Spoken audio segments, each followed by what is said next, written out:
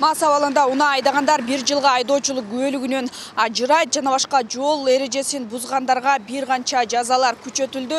Мындай мыйзам 8 марттан баштап күчүнө кирет. Ал эми буга чейинки иштеген мыйзам боюнча мас абалында унаа башкаргандар 17.500 сомдон айып пул төлөп келишкен. Жаңы мыйзам боюнча мас айдоочу унаа башкарса күбөлүгү 1 жылга алынат. Эгер алкоголдук ичимдик ичкенин далилдөө үчүн медициналык текшерүүдөн баш тартса 3 суткага камалат. Айдоочунун жанында айдоочулук күбөлүгү жок болсо 5 суткага камалып, унааны 1 жыл башкарбашы керек болот. Эгер мас абалында унаа башкарып бара жатып, кырсыкка кабылса 168 саатка камалып, айдоочулук күбөлүгү 1 жылга алынат. Мас абалында экинчи жолу унаа айдаса 3 жылга чейин күбөлүгү алынат. Мындан сырткары айдоочулук күбөлүгү жок рулда отурса 15.000 сом айып пул төлөп 72 саатка камалат. Бул мыйзам ишке кирсе коррупция гүлдөп өнүгөт дейт айдоочулар. Коррупцияда көбөйүшү мүмкүн. Баягы 3 жыл эмне кылып жүрөм эми деп акчаны көбүрөөк берип алып, гайлардын эле күнү тугуп калышы мүмкүн. Гайлар өздөрүнөн кармаш керек. Коррупцияга жол койбош керек, взятка албаш керек. Анан кийин заман оңолот да, болбосо кыйын да. Коррупцияда күчөп кетет да.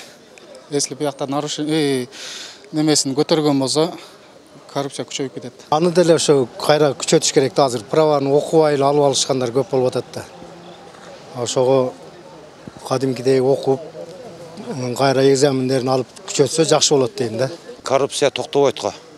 Шойдон эле кете берет. Эч ким аны тыя албаса керек. Биздики Кыргызстан уже сиңип бүттү да бардыгы. Уже туулгандан баштап коррупция болуп атат. Жаңы мыйзамда айдоочу 1 жылда 3 жолу жол эрежесин бузса кайра экзамен тапшырышы керектиги да камтылган. Бул жаза каршы кыймыл тилкесине чыгуу менен озуп өтүү, атайын жарык берүүчү жана үн чыгаруучу каражаттар менен бара жаткан кызматтык унаалардын кыймылына артыкчылык бербөө деген сыяктуу 7 учурда жол эрежесин бузгандарга тиешелүү болот. Айдоочулар жаза күчөсө, айдоочулук күбөлүктөн айрылып калбаш үчүн ол чойгон суммалар роль ойноп калышы мүмкүн дейт. Жол кыймылын көзөмөлдөгөндөр тыкыр текшерүүлөр болуп турарын айтып, коррупцияга жол берилбейт деп ишендиришүүдө. Мас абалда айдоочуну кармаганда милдеттүү түрдө биздин кызматкер нөмөт бөлүмүнө билдирүү менен кайрылат. Мен ушул мас айдоочуну кармадым. Наркодиспансерге аны өткөрүүгө алып кетип атам, же болбосо айып короого токтоткону кетип атам деп ар бир кылган ишин биздин нөмөт бөлүмүнө же болбосо түздөн түз начальнигине же болбосо командирине маалымат берип турат. Биздин кызматкерлердин аткарып аткан иштерин биздин жетекчилик, андан сырткары тийиштүү органдар тыкыр көзөмөл жүргүзөт. Мен ойлойм, андай коррупциялык иштер болбойт го деп.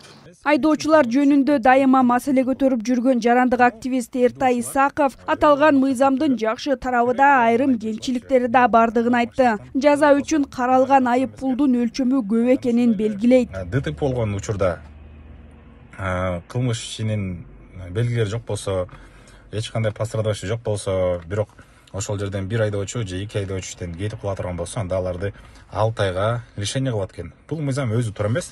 То есть мына түшүндүрүп коеюн, жалпак тил менен 2 айдоочу сүзүштү, машиналарында кенедей эле бир царапина, бир ушундай бир жагдайлар болуп калды, бирок экөөтөн ГАИ чакыргабайбыз, экөөбүздөн чечип алдык, макул деп туруп, же бирөөсүнүн акчасын төлөп, ошол орундан кетип кала турган болсо, анда 6 айга ажыратып салат экен. Бул не деген нерсе? Стоянкага барганда ал жерден айдоочуларга жардам бербестен, тескерисинче ким күнөөлүү эмесин да чечпестен болгону 5,5 сом штрафты алуу максат экен. Ошондой эле мурун кызылга өтсө 3,000 сом болчу, азыр 5,000 сом болуп калган экен. Каршы тилкеге чыгып өтө турган болсо, мурун 5,5 сом болсо, азыр 15,000 сомго чыккан экен. Эми бир чети туура, эмне мастарга тиешелүү келген жерлеричи, бирок бул жактарын өтө кымбаттатып, жана ошондой эле өтө оорчулуктуу жаратып койгон жерлери менимче туура эмес.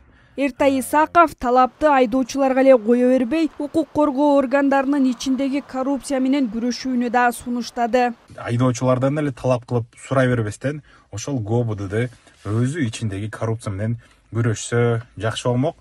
Себеп дегенде айдоочунун мээсинде так информация бар.